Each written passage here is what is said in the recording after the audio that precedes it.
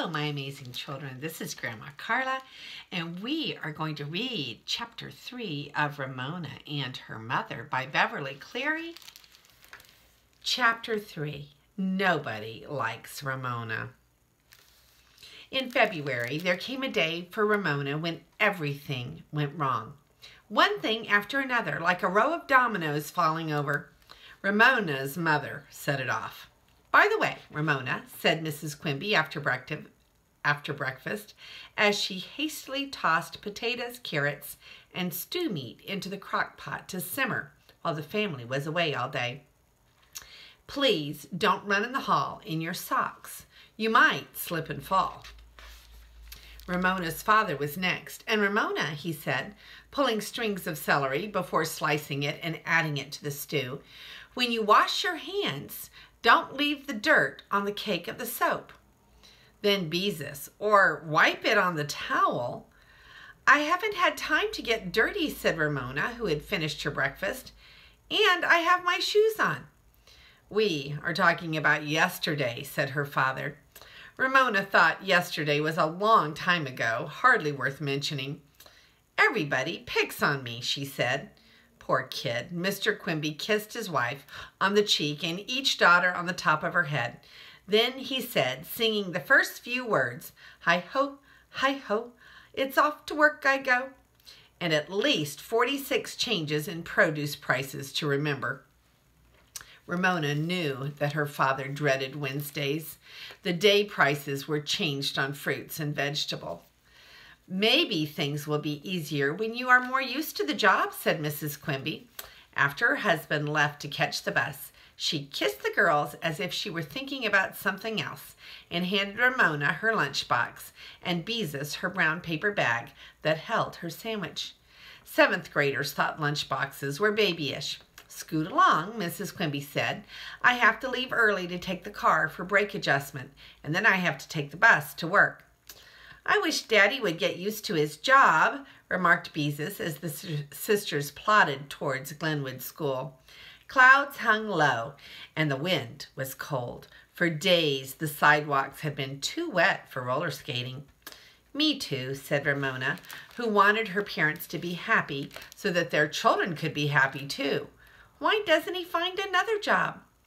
"Jobs aren't that easy to get," Beezus explained. "Remember how long he was out of work before he found a job at the market?" Ramona did remember. She remembered how discouraged her father had been after a day of job hunting and how he disliked standing in line to collect unemployment insurance. "It might be easier if he had finished college," said Beezus. "Why didn't he?" asked Ramona. "Because he and Mother got married," Beezus explained, "and then they had me." Beezus sounded smug, as if being the firstborn made her more important to her parents than Ramona. "But I'm the baby," thought Ramona. She was glad when school started. Maybe her day would improve in school. Ramona liked Mrs. Rudge, her new teacher, who had taken over the 2nd grade when the former teacher left after Christmas to have a baby. She thought Mrs. Rudge liked her, as she liked all the children, but she was not sure exactly where she stood with her. The classroom buzzed softly and busily with the sound of children learning about Indians and cursive writing. When the morning was half over, Ramona finished her worksheet and was busily filling in the double O's she could find with crossed eyes and frowns. Mrs. Rudge paused beside her desk. Ramona did not have time to hide the frowning O's. Mrs. Rudge glanced over Ramona's worksheet. "Why don't you look again?" she suggested. "Is like spelled lick?" "I can't spell," said Ramona. "I'm terrible at spelling." That's what her family said whenever Ramona wrote a note. They always laughed and said, "Ramona is no speller. See how she spells much? It's muck." They behaved as if she had done something clever. Ramona learned right there that Mrs. Rudge was a teacher who did not accept excuses. "There is no such a word as can't," she said, and went on to inspect Becky's worksheet. "How can there be no such word as can't?" Ramona wondered. Mrs. Rudge had just said can't. If there was no such word as can't, Mrs. Rudge could not have said that there was no such word as can't. Therefore, what Mrs. Rudge had said could not be true. Ramona was left with a vague feeling that Mrs. Rudge did not like her because she did not offer to give Ramona extra help in spelling. At lunchtime, when Ramona went into the multi-purpose room with her lunchbox, she found that she had a leftover pot roast sandwich in her lunch. She did not like a leftover pot roast sandwich because the meat slid out in big pieces when she bit into it. After chewing a while, she thought, I won't eat it, and she stuffed the rest of her sandwich into the hole in her milk carton and threw it into the trash can. She sat there arguing with herself about how there had to be a word can't because she had just thought it. This was not a good day. After school at the Kemp's house, Ramona and Howie drank the same old apple juice and ate the same old graham crackers that Mrs. Kemp always set out for them. Sticky Willa Jean, holding Wodger by one paw, stood and watched. She was wearing a t-shirt with Grandma Loves Me printed on the front. The shirt had shrunk so much that it showed her navel. Her tummy button, Mrs. Kemp called it. When Howie got out the checkerboard, which he placed on the carpet, kneeling, he and Ramona began to divide the red and black checkers. I want to play. Willa Jean plunked herself down on the carpet, sitting on Wodger as if he was a cushion, which was no way to treat a bear, especially a bear like Wodger. Oh, Willa Jean, protested Howie, who had his problems with his little sister. Now, Howie, said Mrs. Kemp, busy with her endless knitting, play nicely with her sister. She's little, you know. Howie knew, all right. Willa Jean, pleased to have her grandmother on her side, set a red checker on top of a black checker. Your turn, she said to Ramona as if she was being generous. Ramona and Howie shared one hopeless look. They were familiar with Willa Jean's original rules for checkers. Ramona set a black checker on top of Willa Jean's red checker. Howie added red, and so on in turn until the tower of checkers grew high and crooked. At last, when Willa Jean set a checker on the top, the tower tumbled. I won, crowed Willa Jean as Howie tried to prevent scattered checkers from rolling under the couch. Grandma, I beat Howie and Ramona. Smart girl, Mrs. Kemp paused in her knitting to smile down upon her granddaughter. The situation was hopeless.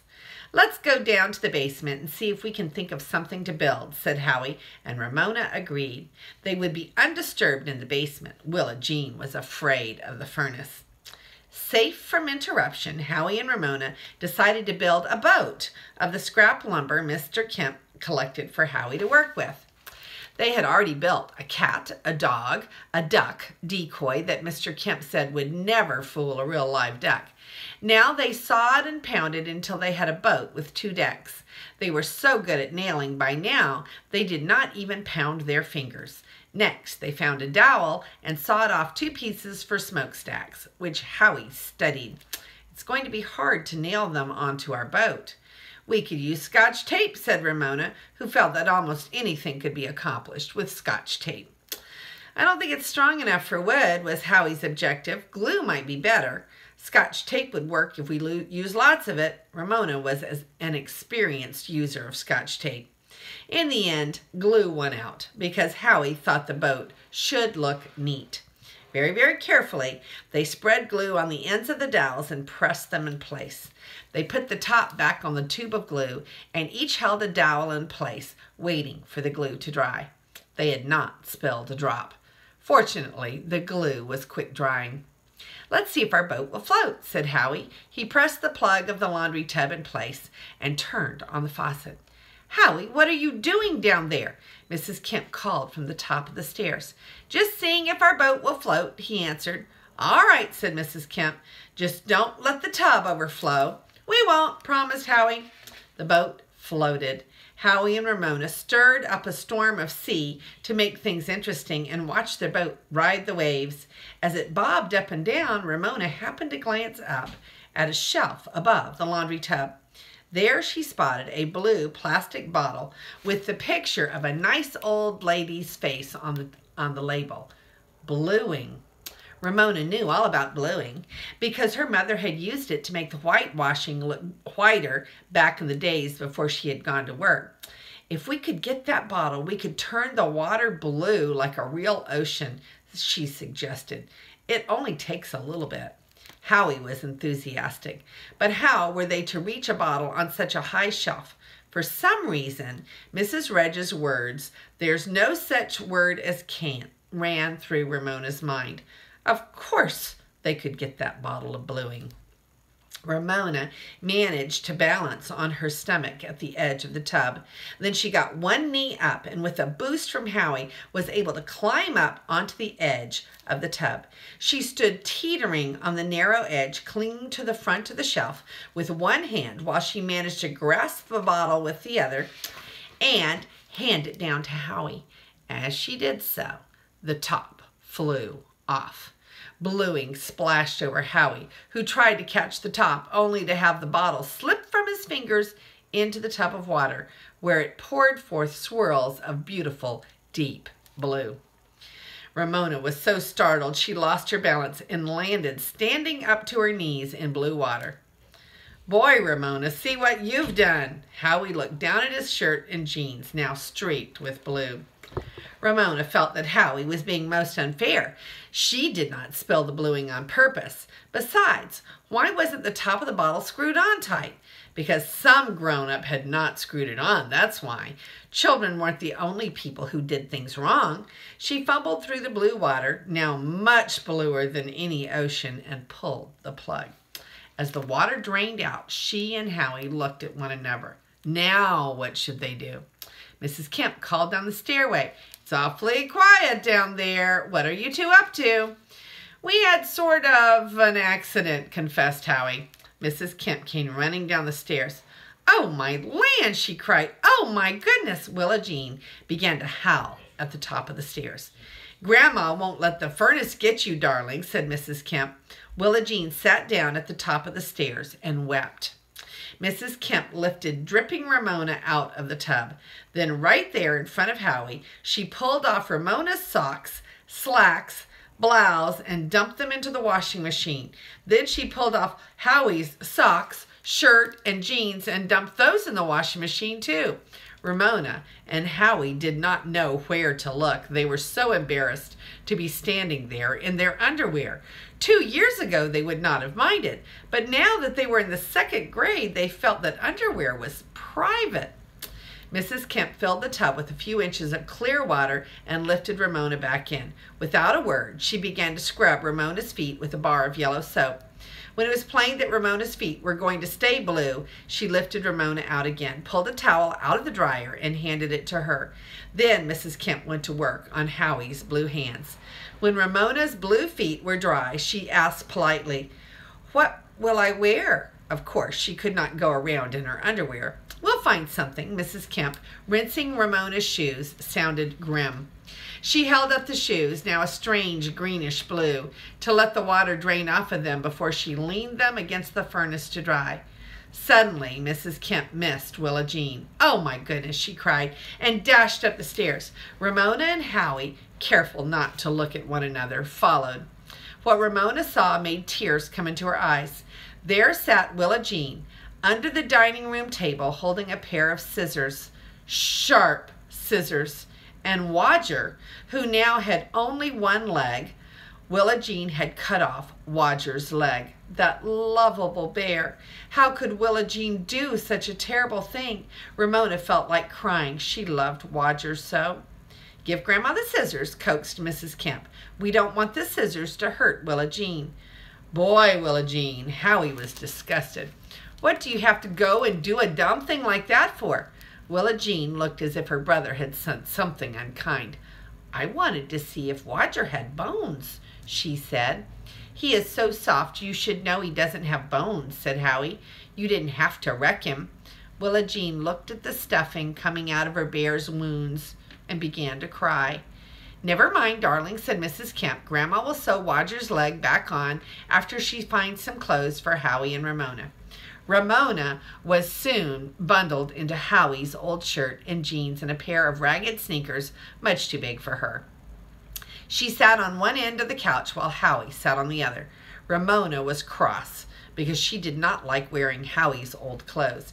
Howie was cross because Ramona had thought of dyeing the water blue. Both were cross with Willa Jean for spoiling the checker game. Mrs. Kemp, who was sewing Roger's leg back on, was cross with Ramona and Howie, but of course she was not cross with Willa Jean. Only Willa Jean, lying on her back under the coffee table and sucking her thumb, was happy. This afternoon was not the first time that Ramona had been in trouble at the Kemp's house. There was that day that she and Howie found Mrs. Kemp's pinking shears. Ramona had been pinking Howie's hair when Mrs. Kemp discovered what they were up to. Ramona had thought she was unreasonably displeased because Howie's hair was so curly that the pinking did not show. Now Ramona worried. If she got into any more trouble, maybe Mrs. Kemp would not want to look after her. Then her mother could no longer work in Dr. Hobson's office and would have to stay home. Ramona quickly squashed a deep down thought that she would like to have her mother stay at home again. She waited anxiously for Beezus to come. She waited and waited. No Beezus. Howie looked at a sporting goods catalog, turning the pages with blue hands. Boots, quilted jackets with some pockets, and those tents that folded into tiny packages interested Howie.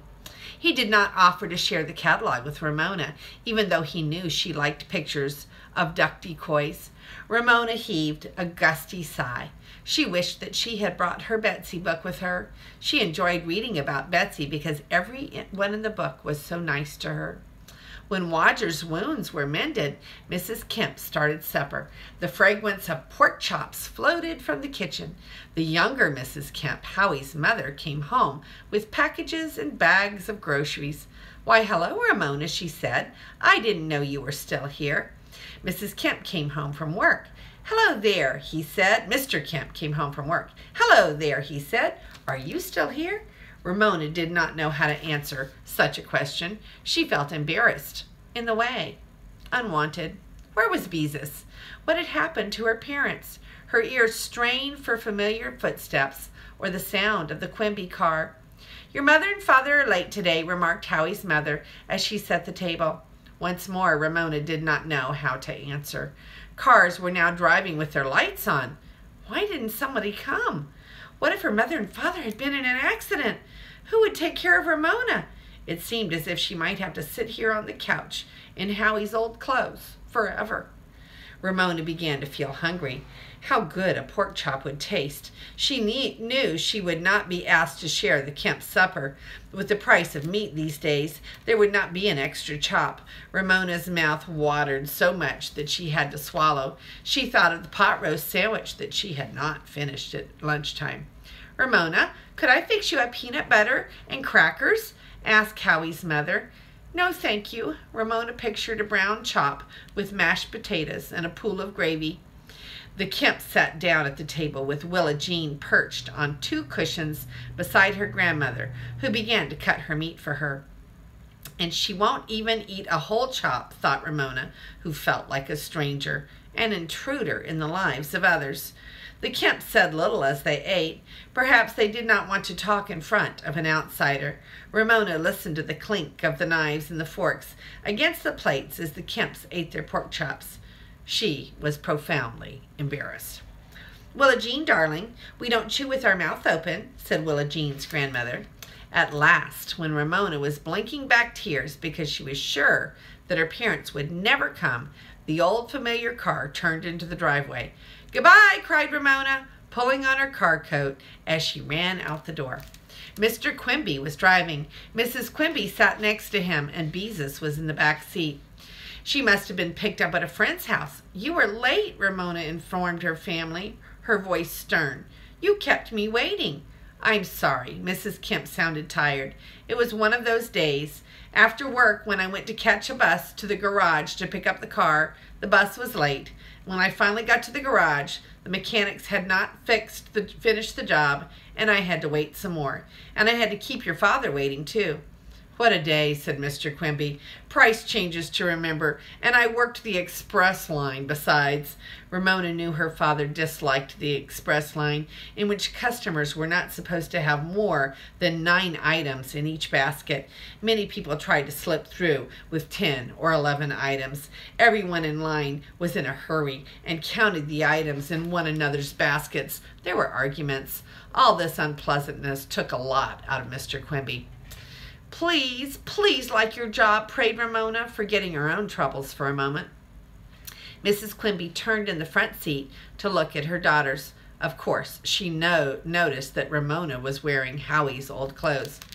"Ramona, why are you wearing—" Mrs. Quimby seemed too tired to finish the question.